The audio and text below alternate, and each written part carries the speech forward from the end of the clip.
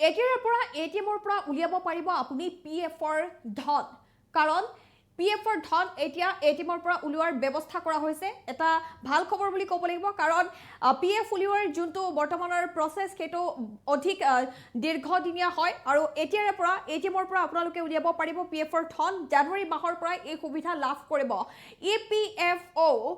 কোটি কোটি উপভোক্তাৰ বাবে এই মুহূৰ্তত অত্যন্ত এটা জৰুৰী খবৰ লৈ আহিছো আপোনালোকে কেনেদৰে এটিএমৰ পৰা পিএফৰ ধন উলিয়াব পাৰিব সবিস্তাৰে আমি এই মুহূৰ্তত জনোৱাৰ চেষ্টা কৰিম লৈ আহিছো এই মুহূৰ্তত এটা গুৰুত্বপূৰ্ণ খবৰ এটিএমৰ পৰা উলিয়াব পাৰিব পিএফৰ ধন এটা ডাঙৰ খবৰ এই মুহূৰ্তত আমি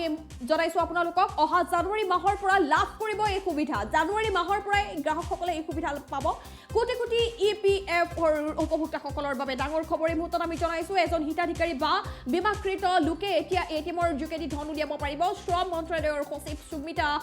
দাওৰাই প্ৰকাশ কৰিছে এই কথা কেনেকৈ এটিএমৰে উলিয়াব পাৰিব পিএফৰ ধন এই মুহূৰ্তত আমি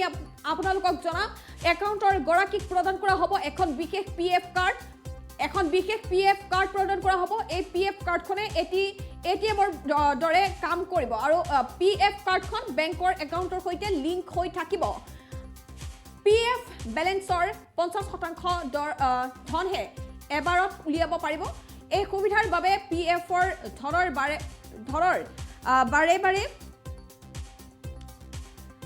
গৰাকীয়ে অফিচলৈ যাব নালাগে উপভোক্তাই যিকোনো সময়ত যিকোনো স্থানত উলিয়াব পাৰিব পিএফৰ ধন এটা ভাল খবৰ কাৰণ বৰ্তমান পিএফৰ ধন উলিয়াবৰ বাবে উপভোক্তাসকলে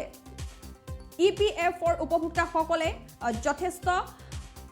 দীৰ্ঘদিন সময় তেওঁলোকে অপেক্ষা কৰিবলগীয়া হয় কাৰণ বৰ্তমানৰ যোনটো প্ৰসেস পিএফৰ ধন উলিওৱা যথেষ্ট দীঘলীয়া হয় আৰু যাৰ বাবে বিভিন্ন সমস্যাৰ সন্মুখীন হ'বলগীয়া হয় উপভোক্তাসকলে কিন্তু এতিয়াৰ পৰা তেনে নহয় এতিয়াৰ পৰা অতি সহজ হৈ পৰিব পিএফৰ ধন উলিওৱাটো এটিএমৰ পৰা উলিয়াব পাৰিব পিএফৰ ধন অহা জানুৱাৰী মাহৰ পৰাই লাভ কৰিব এই সুবিধা কোটি কোটি ইপিএফৰ উপভোক্তাসকলৰ বাবে এই মুহূৰ্তত জৰুৰী খবৰ গুৰুত্বপূৰ্ণ খবৰ আমি জনাইছো এজন হিতাধিকাৰী বা বীমাকৃত লোকে এতিয়া এটিএমৰ যোগেদি ধন উলিয়াব পাৰিব শ্ৰম মন্ত্ৰালয়ৰ সচিব সুমিতা দাওৰাই প্ৰকাশ কৰিছে এই কথা কেনেকৈ এটিএমৰে উলিয়াব পাৰিব পিএফৰ ধন পুনৰ জনাম একাউণ্টৰ গৰাকীক প্ৰদান কৰা হ'ব এখন বিশেষ পিএফ কাৰ্ড এই পিএফ কাৰ্ডখনে এটিএমৰ দৰে কাম কৰিব পিএফ কাৰ্ডখন বেংকৰ একাউণ্টৰ সৈতে লিংক হৈ থাকিব পিএফ বেলেন্সৰ 50% ধনহে এবাৰত উলিয়াব পাৰিব গৰাকীয়ে যাৰ ফলত পিএফৰ ধনৰ বাৰে গৰাকীয়ে অফিচলৈ যাব নালাগে পিএফৰ ধনৰ বাবে বাৰে এতিয়াৰে পৰা অফিচলৈ যাবলগীয়া নহয় উপভোক্তাই যিকোনো সময়ত যিকোনো স্থানত উলিয়াব পাৰিব পিএফৰ ধন এটা অত্যন্ত ভাল খবৰ জৰুৰী খবৰ জনাইছো পুনৰ জনাম কেনেদৰে আপোনালোকে উলিয়াব পাৰিব এটিএমৰ পৰা পিএফৰ ধন একাউণ্টৰ গৰাকীক প্ৰদান কৰা হ'ব এখন বিশেষ পিএফ কাৰ্ড এই পিএফ কাৰ্ডখনে এটিএমৰ দৰে কাম কৰিব পিএফ কাৰ্ডখন বেংকৰ একাউণ্টৰ সৈতে লিংক হৈ থাকিব পিএফ বেলেন্সৰ 50% ধনহে এবাৰত উলিয়াব পাৰিব গৰাকীয়ে যাৰ ফলত পিএফৰ ধনৰ বাবে বাৰে গৰাকী অফিচলৈ যাব নালাগে উপভোক্তাই যিকোনো সময়ত যিকোনো স্থানতেই উলিয়াব পাৰিব পিএফৰ ধন এটা ভাল খবৰ এতিয়াৰে পৰা এই যি পিএফৰ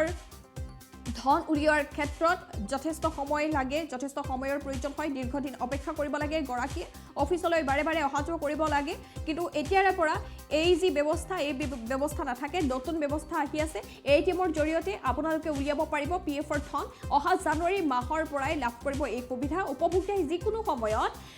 যিকোনো স্থানতে উলিয়াব পাৰিব পিএফৰ ধন পিএফ কাৰ্ডখনৰ জৰিয়তে উলিয়াব পাৰিব এটিএমৰ পৰা এই ধন